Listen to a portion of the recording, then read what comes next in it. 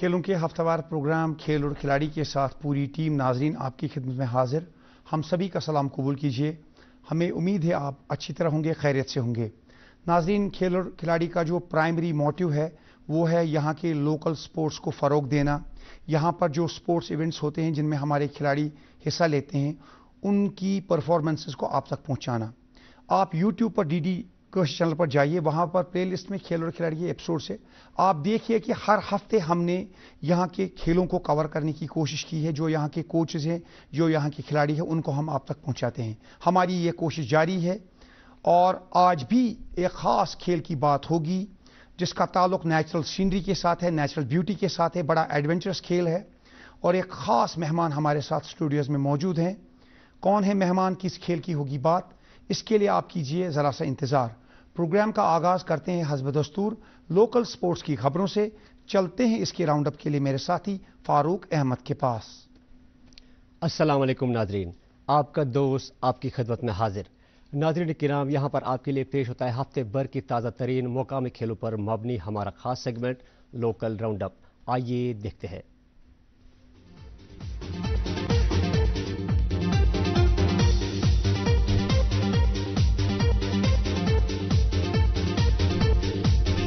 श्रीनगर में जारी ball badminton के सिलेक्शन ट्रायल्स का अमल खुश असलूबी के साथ हुआ मुकम्मल, जहां से मुंतखब होने वाले खिलाड़ी रवा माह की 25 तारीख से रोहतक हरियाणा में मुनक़द होने वाले 43वीं सब जूनियर कौमी बॉल बैडमिंटन चैंपियनशिप में करेंगे शिरकत।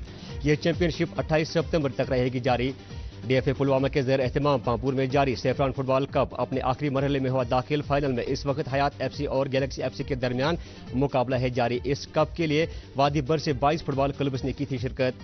डिस्ट्रिक्ट श्रीनगर में मुनक़द होने वाली वेट लिफ्टिंग चैंपियनशिप 2024-25 के लिए श्रीनगर में सिलेक्शन ट्रायल्स का अमल हुआ मुकम्मल, जहां से नामजद होने वाले खिलाड़ी श्रीनगर के अलावा दिल्ली में भी कौमी सतह की चैंपियनशिप में कर रहे हैं शिरकत। श्रीनगर में गुज़श्ता कल से हुआ गुरु हरगोबिंद सिंह साहिब हॉकी टूर्नामेंट 2024 के चौथे एडिशन का शानदार आगाज, जिसमें मुख्तलिफ इलाकों से वाबस्ता 12 हॉकी क्लब्स कर रहे हैं शिरकत। इस टूर्नामेंट के तमाम मुकाबले शाम 5 बजे के बाद खेले जा रहे हैं। एक भारत श्रेष्ठ भारत अभियान के तहत डिस्ट्रिक्ट जम्मू में नेशनल कबड्डी टूर्नामेंट 2024-25 का हुआ रंगारंग तकरीब के साथ शानदार आगाज, जिसमें अंडर 14 और 17 एज ग्रुप्स के 24 रियासतों और 3 यूटी से वाबस्ता खवातीन टीमें ले रहे हैं हिस्सा। नशा मुक्त भारत अभियान के तहत डिस्ट्रिक्ट कोटवा में वॉलीबॉल टूर्नामेंट 2024 का रवा माह की 4 तारीख से हुआ शानदार आगाज। इब्तदाई मुकाबले में कोटवा की टीम ने उधमपुर को 3-0 के स्कोर से हराया। टूर्नामेंट में सूबे जम्मू के 16 टीमें दिखा रहे हैं अपने जौहर। My youth my pride program के तहत जम्मू के भगवती नगर में यूटी लेवल ताइक्वांडो चैंपियनशिप 2024-25 का हुआ इफ्तिताह, जिसमें डिफरेंट एज ग्रुप्स के 500 से ज्यादा मर्द और खवातीन खिलाड़ी जोश के साथ कर रहे हैं शिरकत। स्वीप प्रोग्राम के तहत श्रीनगर के टीआरसी ग्राउंड पर हुआ क्रिकेट टूर्नामेंट का इनेकाद, जहां से नौजवानों को आने वाले असेंबली इंतखाबात में जोश के साथ शिरकत करने और अपने हक की राय दही का सही इस्तेमाल करने की लोगों को जानकारी फराहम की जा रही है, ताकि लोग अपने वोट का सही इस्तेमाल कर सके। वादी से ताल्लुक रखने वाली जिस्मानी तौर खास खिलाड़ी इशरत अख्तर को मुल्क की टीम के हमरा मिस्र में मुनक़द होने वाले इंटरनेशनल हैंडबॉल चैंपियनशिप 2024 में शिरकत करने के लिए फहरिस्त में किया गया है शामिल।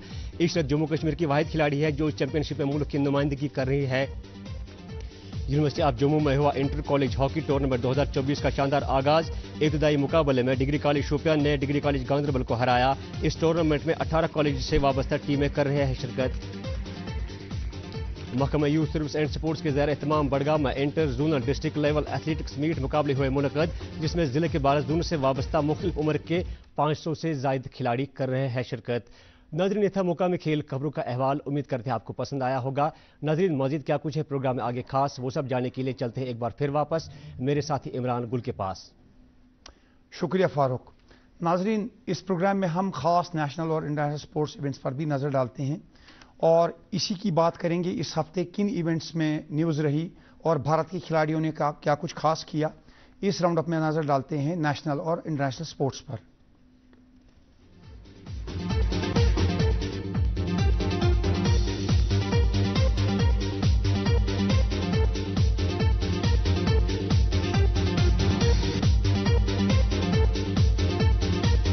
फ्रांस के शहर पेरिस में जिस्मानी तौर खास खिलाड़ियों के लिए मुनक़िद होने वाले पैरालंपिक्स इख्तिताम की तरफ गामजन। भारत ने हासिल किए 25 मेडल, 5 गोल्ड, 9 सिल्वर और 11 ब्रोंज।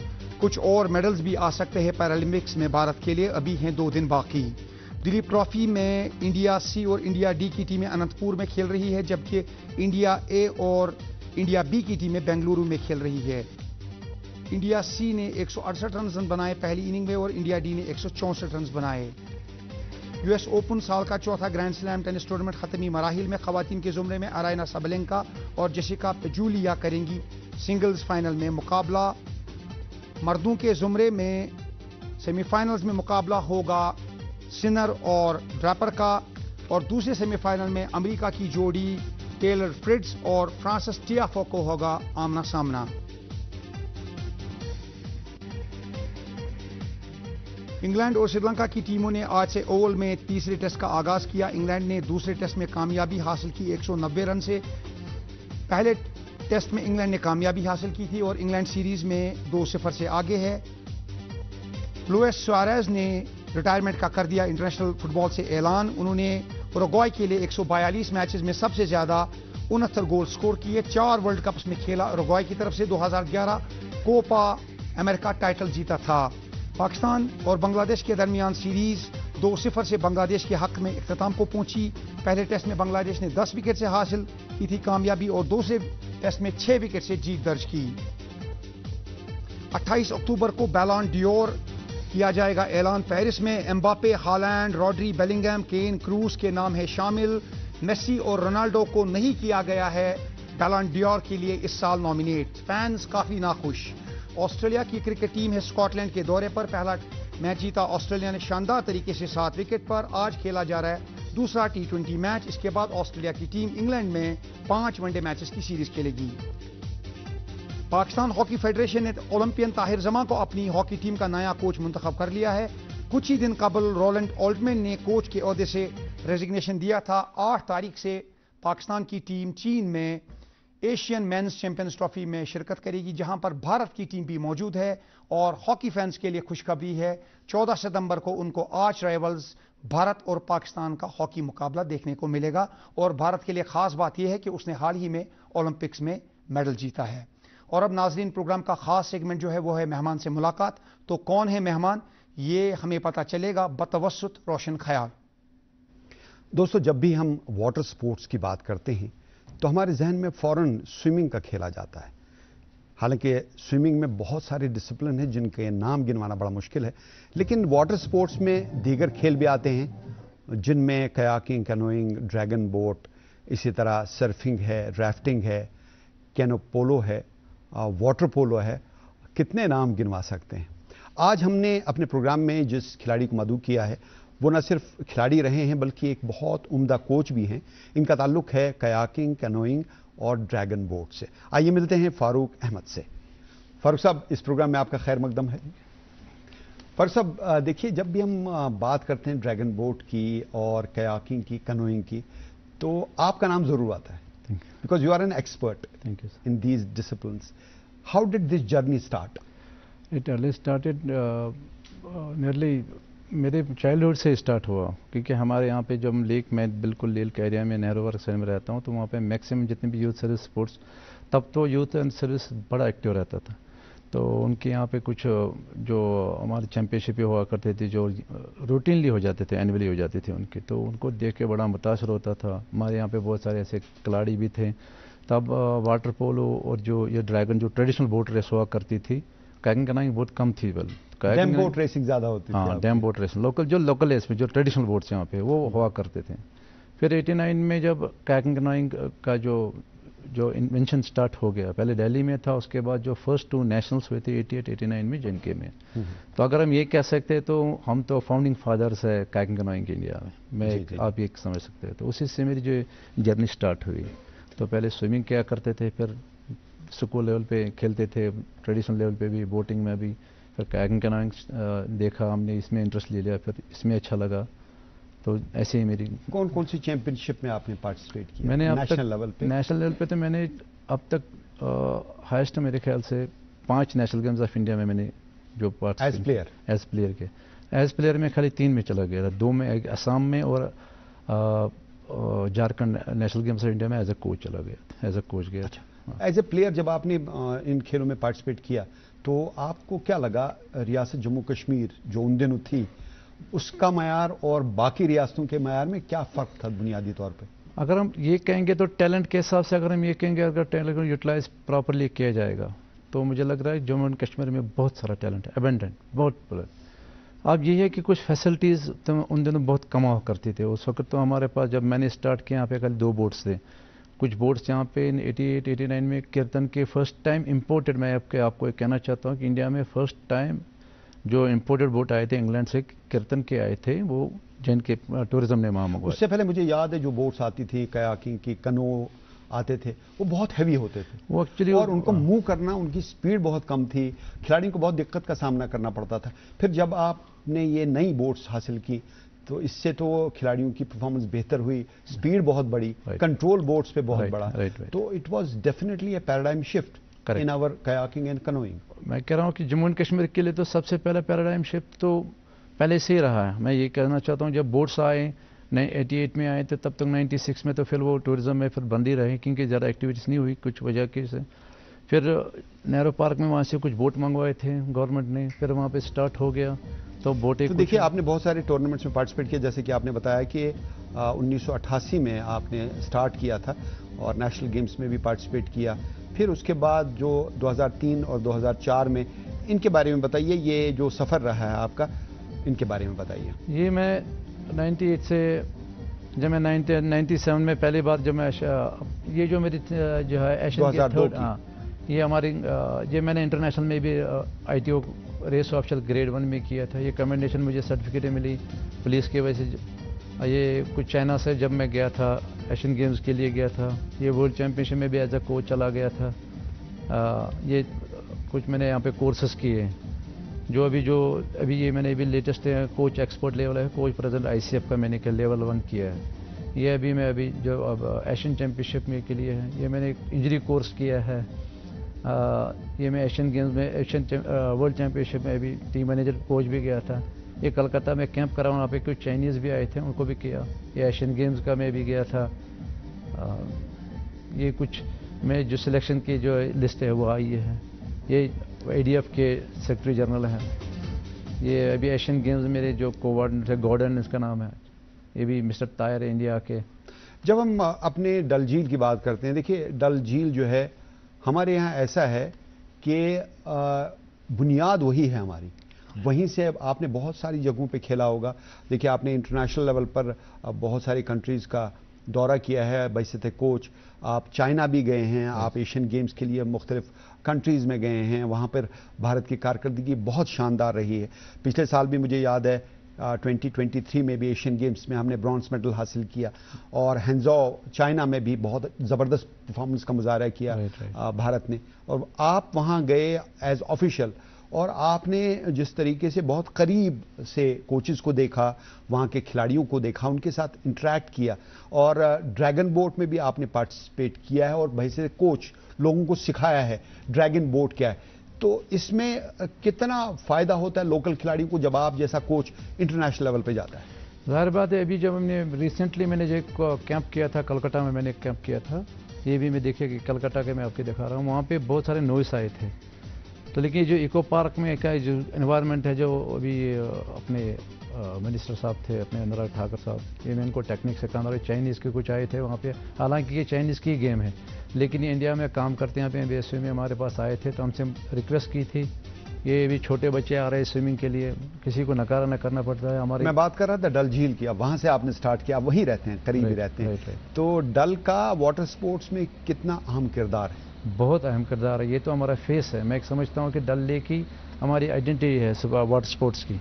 इसको बड़ी मुश्किल से अभी 88 से मैं कह रहा हूँ जो कायाकिंग कैनोइंग का जो स्टार्ट हो गया, उन लोगों के लिए जो इन खेलों से वाबस्ता नहीं है या नहीं जानते कि कायाकिंग क्या होता है, कैनोइंग क्या होता है, K1 क्या होता है, K2 क्या होता है, K4 क्या होता है, अब चूंकि आप देख रहे हैं थोड़ा सा डिफाइन कर लीजिए। ये भी जो अभी आपके सामने जो स्क्रीन पे है इसमें जो मिक्सड है, आधे कायाकिंग जो लड़की है कैनो 1 है, ये नीलिंग पोजिशन पे चलाया जाता है, जो इसके सामने ये K2 है, ये कयाक 2 है। कयाक और कैनो में क्या फर्क है उसके बारे में? कयाक में ये है कि वो सीटिंग पोजिशन में चला, इसके जो ब्लेड होता है बोथ साइड से हम उसको करते हैं। अभी देखिए बोथ साइड से चला रहा है, ये कयाकिंग का ना K2 में, इसमें सिंगल है, 4 है और डबल है। ये देखिए इसमें सिमेट्री में, बेस्ट सिमेट्री में चलाना पड़ता है। जितना आप फोर्स वन साइड कर उतना आपको इक्वल होना चाहिए। इसमें आपको डायरेक्शन जो है आपके आगे एक रडर टेलर लगाया जाता है और जितनी कोऑर्डिनेशन खिलाड़ियों में है उतना बहुत जरूरी है। K1 में आपको सारा खुद करना पड़ता है, लेकिन K2 में, K4 में कोऑर्डिनेशन बहुत इंपॉर्टेंट। यू मस्ट कंसिडर कि अगर आप टीम, आपको ये समझना कि मैं एक बंदा कर रहा हूँ। ये जो टीम, जब हमारी टीम चलती है, टीम में आपको वन पेडल मारना चाहिए, एक पावर होना चाहिए, एक माइंड होना चाहिए। आपका जो हम ट्रेनिंग कराते हैं इनको ये देखिए, है कैनो, ये कैनो है, यहाँ ये कैनो है, ये भी नीलिंग पोजीशन पे हम करते हैं इसका, ये वाला जी, विद द हेल्प ऑफ हमारी नीलिंग पैड। इसमें एक नी पैड होता है, घुटने पे बेंड करके करना पड़ता है और एक ही साइड आप पेडल मारते हैं। कर सकते। इसमें आपको कोई राडर वगैरह आपके साथ कोई नहीं है, डायरेक्शन के लिए आपको पेडल है, एक जे स्ट्रोक मारना पड़ता है। जो कैनो का खेल है, कैनोइंग, वो बहुत डिफिकल्ट है एज कंपेयर टू कयाकिंग। इसमें पूरा जो आपको सीखना पड़ता है, जब तक आप नी जमीन पे रख के घुटने पे बैठने का अंदाज नहीं सीखेंगे, तब तक आपको मूवमेंट नहीं मिलेगी, उतनी स्पीड नहीं मिलेगी आपको। ये देखिए हाँ, ये इस वक्त क्या है, जो 90 डिग्री में आपका जो नी आगे होना चाहिए। फिर जब आप अपना बॉडी वेट और अपना जो अपना प्रेस करते हैं, ये कैनो 2 है, ये कयाकिंग। हाँ, कयाकिंग और कैनोइंग में तो यही फर्क है कि आपको कयाक तो आप चलिए आप बैठ के मारते हैं, आपको रडर के लिए, आपको डायरेक्शन के लिए आपको एक रडर आपके साथ में है, बोथ साइड आप पैडल मार सकते हैं, आपकी बॉडी इतनी एग्जॉस्ट नहीं हो सकती जितना कि कैनो में। कैनो में आपको एक ही साइड मारना है, आपकी जो डायरेक्शन भी है बोट में, वो आपको with the help of J stroke है। आप जब सिखाते हैं खिलाड़ियों को, आप न सिर्फ मकामी खिलाड़ियों को सिखाते हैं बल्कि नेशनल प्लेयर्स को भी सिखाते हैं, तो उनके साथ इंटरेक्शन करना, फिर मुख्तलिफ टूर्नामेंट्स में बेहतरीन कारकर्दगी को यकीनी बनाना खिलाड़ियों की, ताकि फिर इंटरनेशनल लेवल पर ये खिलाड़ी बहुत ज़्यादा आगे जाएं। तो आपने चाइना में भी देखा होगा, मुख्तलिफ इलाकों में आप गए होंगे, हमारे लोकल से, तो आपने वहाँ के मयार में क्या फ़र्क देखा? देखिए, जब आप ओपन में जाते हैं ऐसे, और जब आप एक डिफाइंड जोन में कराते हैं, तो वहाँ पर पानी उतना अनइवन नहीं होता, उसमें उतार चढ़ाव पानी में नहीं होता, बहुत स्मूथ वाटर होता है। तो वहाँ पे जब स्मूथ होगा तो उससे स्पीड भी बढ़ेगी। ये देखिए, ये भी ड्रैगन बोट है, भी इको पार्क में भी एशियन कैंप की तरह में, वर्ल्ड चैंपियनशिप कैंप में मैं करा रहा था वहाँ पे। इसमें एक्चुअली स्टिल वाटर होना चाहिए, जो आप कयाकिंग करते हैं फ्लैट वाटर, इसको इसीलिए बोलते हैं कि इसमें स्टिल वाटर होना चाहिए जी। जो कि एक और हमारा एक जो इवेंट इसमें है, जो राफ्टिंग है वगैरह सलाला में, उसमें आपको रनिंग वाटर। अच्छा, ये जो आप ड्रैगन बोट की बात करते हैं, एकदम से ख्याल आता है केरला का, वहाँ पे एनुअल वो ड्रैगन बोट होता है, स्नेक बोट, उसमें स्नेक बोट, वो ऑलमोस्ट ऐसा ही होता है, नाम है, ये चाइनीज है, वो स्नेक बोट है। तो स्नेक बोट में काफी लोग होते हैं, 70-80 लोग होते हैं, 100 करीब, और उनके दरमियान जो कोऑर्डिनेशन होती है वो देखते बनती है। It takes months. देखिए, कोऑर्डिनेशन के लिए इनका भी ट्रेनिंग, ये K4 है, K4 है भी, मानसर में हमारी ये जो है, ये मानसर में कैंप करा रहा था अभी मैं। तो इसमें सबसे बड़ी मैं कह रहा हूँ कि मेंटल एप्लीकेशन है, आपको हमेशा प्रेजेंट रहना पड़ता है जब आप टीम इवेंट करते हो, चाहे कोई भी इवेंट हो। यहाँ पर आप क्या खिलाड़ियों को समझा रहे हैं? ये सोचा रहा जरा, जो हमारे से एक बोट आ रहा था वहाँ पे, इनको थोड़ा जो पेस राइडिंग होती है, इसमें एक पेस सेटअप करना पड़ता है हमें। आपका स्टार्ट कैसा होना चाहिए, आपका जो मिडल में जो सबसे जो डिफिकल्ट फेस होता है वो मिडल में होता है।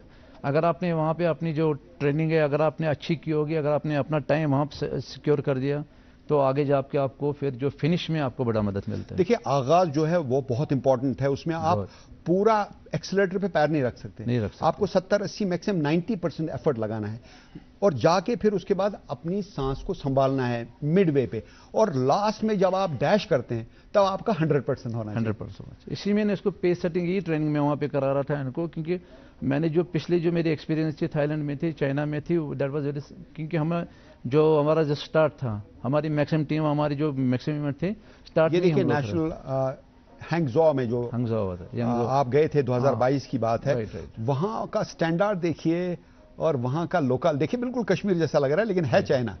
तो क्या फर्क है? यहाँ भी हमारे यहाँ डल लेक है, हमारे मयार में उतना ऊंचा मकाम हासिल नहीं कर पाना, इसकी क्या वजह हो सकती है? वजह यही है बेसिकली, यहाँ पे जो और ये एशियन गेम्स जो आप बात कर रहे थे लास्ट ईयर, यहाँ पर भारत को कांसे का मेडल मिला, सीटों में मिला था, बहुत जबरदस्त कारकर्दगी का मुजाहरा किया। वहाँ पर जिन खिलाड़ियों ने बेहतरीन कारकर्दगी का मुजाहरा किया, उससे ऐसा लगता है कि जो नेशनल स्टैंडर्ड है वो दिन ब दिन बढ़ रहा है। बढ़ना चाहिए, बढ़ना भी चाहिए, बढ़ तो रहा है और बढ़ना भी चाहिए, क्योंकि ये एक बहुत बड़ा मोटिवेशन होता है जब आप एक मेडल लेके आते हैं इंटरनेशनल, इस लेवल के कंपटीशन जब आप मेडल लेके आते हो, तो उससे क्या होता है, जो अपने यहाँ पे जो लोकल जो पैडलर्स है उनको देख के एक बूस्ट मिलता है कि नहीं। यहाँ पर लोकल टूर्नामेंट्स बहुत सारे होते हैं, जैसे मुझे याद है कि 23rd सब junior and 5th interstate national rowing championship हुई थी 2022 में।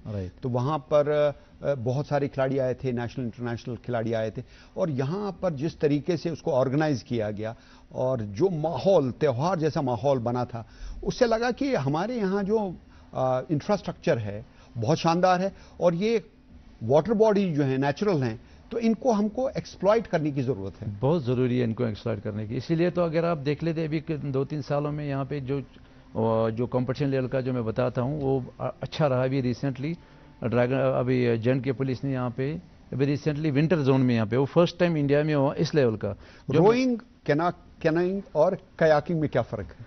ये रोइंग है। ये रोइंग है। रोइंग आपको बैकवर्ड में, रिवर्स में बैकवर्ड में आपने करना पड़ता है, जबकि आपका जो फिनिश है वो आपको जो पिछला जो बो होता है वही टच करता है। ये हमारे इसमें स्टर्न होता है, इसमें हमारा बो स्टार्ट फिनिश करता है। जी जी। तो इसमें काफी एफर्ट की जरूरत होती है, आपकी मसल बहुत स्ट्रांग होनी चाहिए, you have to be physically fit 100%। इसीलिए तो इसमें जो मैक्सिमम जो ये काम है ये ज्यादा स्ट्रेंथ का काम है, स्ट्रेंथ एंड्योरेंस बहुत होनी चाहिए। इसलिए हम 3 हफ्ते में 3 जो सेशन है जहां तक हमारे यहाँ वाटर बॉडीज का ताल्लुक है, गुरेज एक बहुत अच्छी जगह उभरी है। राइट। हमारे नक्शे पे जहां तक कयाकिंग और कनोइंग का ताल्लुक है, वहां पर हमारे खिलाड़ी हैं, देखिए कैसे ये अपने आप को तैयार कर रहे हैं कयाकिंग के लिए। माहौल कितना अच्छा है, दरिया में कर रहे हैं, तो ये रनिंग फ्लो वाटर में है। जी, ये गुरेज के बारे में बताइए, वहाँ कितना पोटेंशियल है? पोटेंशियल मैंने आपको कहा, जितना हम ज़्यादा श्रीनगर से ज़्यादा बाहर निकलेंगे, अगर हम श्रीनगर से ज़्यादा बाहर निकल रहे हैं, गुरेज जाएंगे, मानसबल में जाएंगे, मुलर में जाएंगे, या यहाँ पे अगर हम लद्दाख जो है पेंगोंग लेंगे अगर वहाँ जाएंगे, जम्मू में मानसर है, एक और भी डेवलप हो रहा है वहाँ पे रंजीत सिंह सागर डैम, तो वहाँ पे अगर हम जाएंगे, ये गेम अगर फैलेगा, जितना एक्सपेंड हो जाएगा, मुझे लग रहा है कि जितना हमारा यहाँ पे वाटर स्पोर्ट्स में जितना हम ऊंचाई जाएंगे तो वो बदकिस्मती, अगर हम इतना रिसोर्स हो के हम नहीं कर पाएंगे तो फिर तो बैड लक है। इससे टूरिज्म को भी काफी फायदा होगा। बहुत ज़्यादा फर्क। बहुत सारी ऐसे इलाके हैं जो कि टूरिज्म के नक्शे पे नहीं है, उनको आप उभार सकते हैं विद द हेल्प ऑफ क्या करना। यस जी। ये जो हिडन लेक्स है, इनको एक्सप्लॉइट अगर हमने करना है, एक्सपोज करना है, तो हमें इस लेवल के जो कॉम्पिटिशन्स हैं वहाँ पे अगर कंपटीशन नहीं कर सकते, कम से कम कुछ डेमो टाइप के 1 वीक का क्लिनिक हम कर सकते हैं वहाँ पे, जिसकी वजह से जो लोकल है वहाँ पे,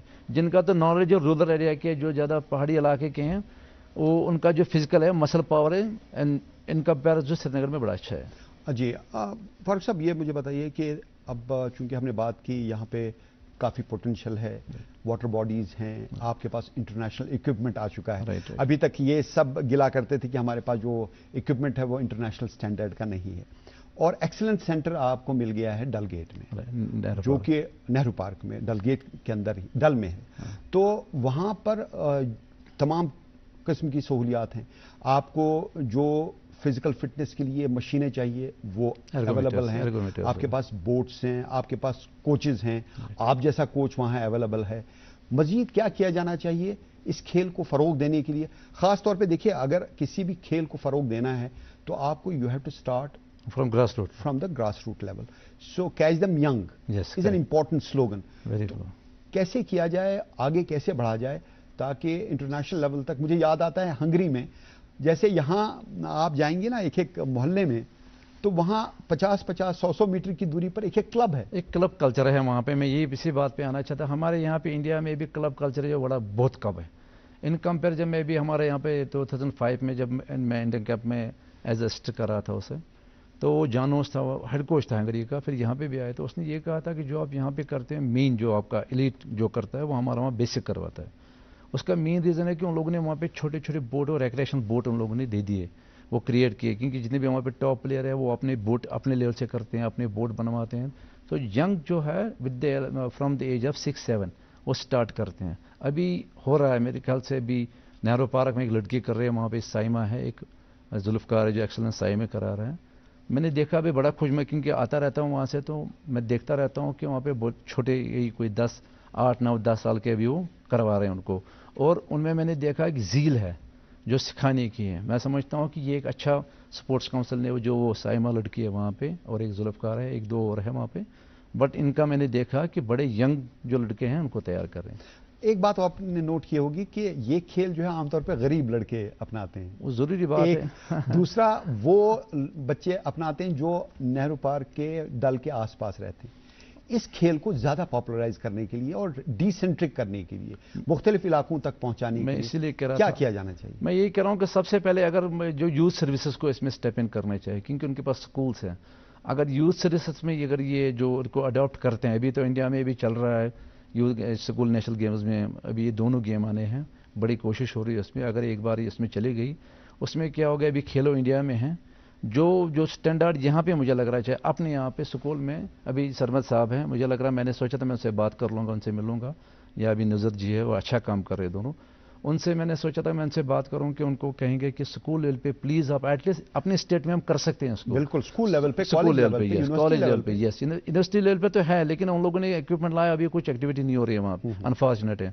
मैंने वहाँ पे मुझे लग रहा है 2007 और 6 और 7 में जो 2 यहाँ पे इंटर यूनिवर्सिटी हुई थी, उसमें मैक्सिमम मैंने वो कंडक्ट, मैंने और जोहर एक इंटरनेशनल लड़का है यहाँ पे, जोहर अहमद लट्टो, यस, एक आदिल लड़का है, वो आपका साथी है। करेक्ट। जोहर ने मेरे साथ, हमने दोनों ने उसको 2 चैंपियनशिप करवाई थी। उसके बाद वो इक्विपमेंट उन लोगों ने वहाँ पे डंप कर दिया और उसका कोई यूज ही नहीं हो रहा है। इन कंपैरिजन अभी पुलिस यहाँ पे भी, जम्मू कश्मीर पुलिस अभी बड़ा अभी फ्रंट पे है अभी, कि अगर रिजल्ट अभी आ रहा है, जो मैक्सिमम लड़के हैं जो जिनके पुलिस से जा रहे हैं, इंटरनेशनल भी हम ही नहीं दे दी है, वो पुलिस नहीं दे दी है उसमें। चलिए फारूक साहब, हम उम्मीद करते हैं कि ये खेल और आगे जाएगा, इसमें काफी तरक्की होगी और यहाँ के खिलाड़ी नेशनल और इंटरनेशनल लेवल तक पहुंचेंगे। आप प्रोग्राम में आए, बहुत बहुत शुक्रिया। दोस्तों, हम बात कर रहे थे फारूक अहमद भट्ट साहब से। ये हैं कयाकिंग, कैनोइंग और ड्रैगन बोट के कोच और बहुत शानदार खिलाड़ी भी रह चुके हैं।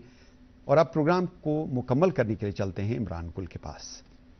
शुक्रिया रोशन भाई। नाजरीन, ये प्रोग्राम लाइव टेलीकास्ट हो रहा था आपकी खिदमत में डीडी कोशी चैनल के श्रीनगर स्टूडियो से। आपसे कुछ ही देर बाद ये प्रोग्राम यूट्यूब पर भी मौजूद होगा और आज रात 11 बजे डीडी कोशी चैनल पर आप इसका रिपीट टेलीकास्ट देख सकते हैं। इसके साथ ही आज के प्रोग्राम से खेल और खिलाड़ी की पूरी टीम को इजाज़त दीजिए। खुदा हाफिज।